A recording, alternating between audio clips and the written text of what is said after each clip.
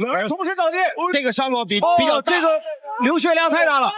我们看看，应该是哇，这个口子开的实在是太大了。注意看，中国小伙比赛中肘刃砸脸，伤口深可见骨血流不止，导致现场惨烈，触目惊心。是什么让中国小伙如此愤怒的呢？其实这原本就是一场不公平的比赛，只因他的对手赛前恶意超重，并且在发布会嘲笑中国小伙不自量力。在比赛开始前，我们看到裁判因为吕振宏的对手叶夫根尼是赛前降重失败，所以有一个黄牌。眼看老外不尊重擂台，破坏规则，吕振宏当即发出让人振聋发聩的表态。赛前因为对手体重没降下来的原因，我说没事，超一超无所谓，大家继续打。接下来让我们来看这场拳王金腰带争夺战。眼前登场的就是乌克兰拳王叶夫根尼。叶夫根尼被称之为乌克兰实力最强大的牛魔王，刀锋般的发型就是他的名片，犹如昨夜刚被雷劈。此次他也是来者不善，为了守住自己在昆仑决的金腰带，他赛前恶意超重，目的就是为了让中国小伙吕振宏知难而退。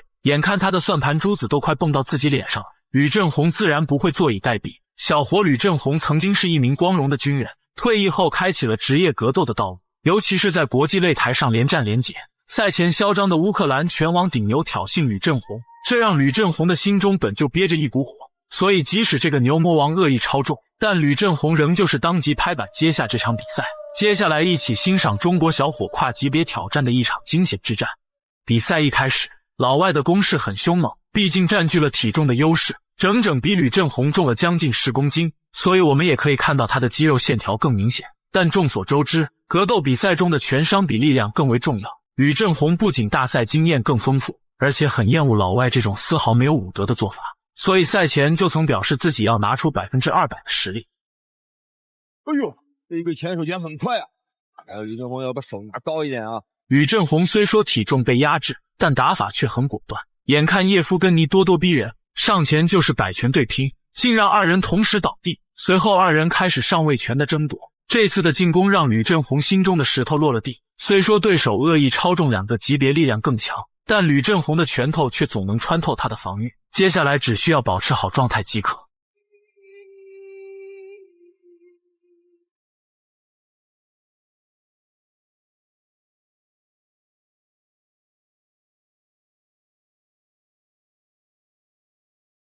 吕振宏在地面缠斗中占据上风，获得了背后裸脚的把位，但是很难搭扣锁死，毕竟超重的老外力量更强，所以在第一回合当中，吕振宏的战术就是攻防兼备，通过不断磨血消耗对手的体力。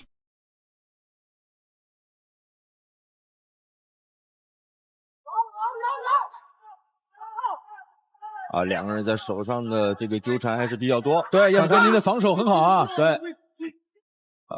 现在吕振宏双腿锁腰，就像是斗牛士一样力大无穷。可惜的是，这个牛魔王就像发了疯一样，拼命抵抗起到了效果。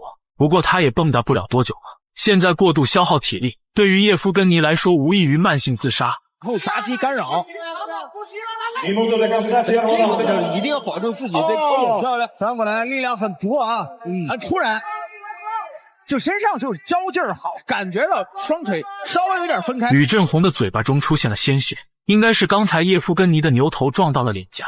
叶夫根尼趁势转换身位，如果说这是满状态的牛魔王，可能吕振宏很难招架，可对手现在却是一个电量下滑、体力严重不足的病牛，所以吕振宏要做的就是尽量防守，回合前不给对手更多的机会。是有一大的口子，哎呦，地面锤击，注意。可以看到叶夫根尼上位十字压制，这就是他恶意超重的原因，压在身上犹如泰山压顶，这一身牛腱子顶得吕振宏喘不过气。不过好在回合时间即将结束。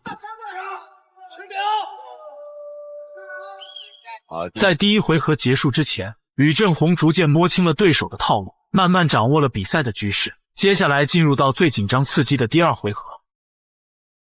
第二回合当中的叶夫根尼脚步迟缓，他明白自己不能再拖延下去，必须尽快找机会 KO 吕振宏。可吕振宏又岂是山野莽夫，瞬间就抓住了对手进攻失误的机会。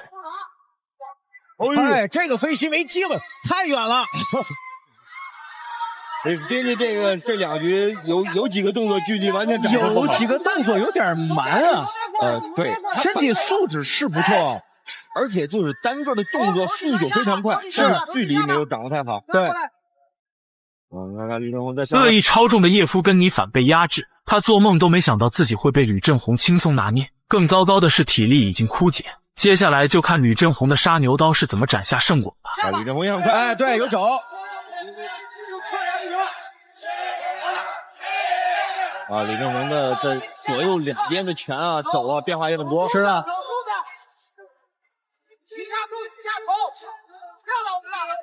叶夫根尼再也无力控制吕正宏双臂，抽出双臂的吕正宏开始疯狂肘刃，狂风暴雨的进攻砸在对手脸上。又是一个肘击。我看到叶夫根尼好像眉骨也开了，又开了口子了，肘击打的。我们在场上才让我们恭喜吕正宏赢得了比赛，再次为中国获得了象征荣誉的金腰带。而叶夫根尼也因为伤势过重惨不忍睹，被现场盖上了白布遮羞。感谢各位老铁们的观看，大家认为吕正宏大战牛魔王的比赛精彩吗？欢迎留言讨论，下期更精彩。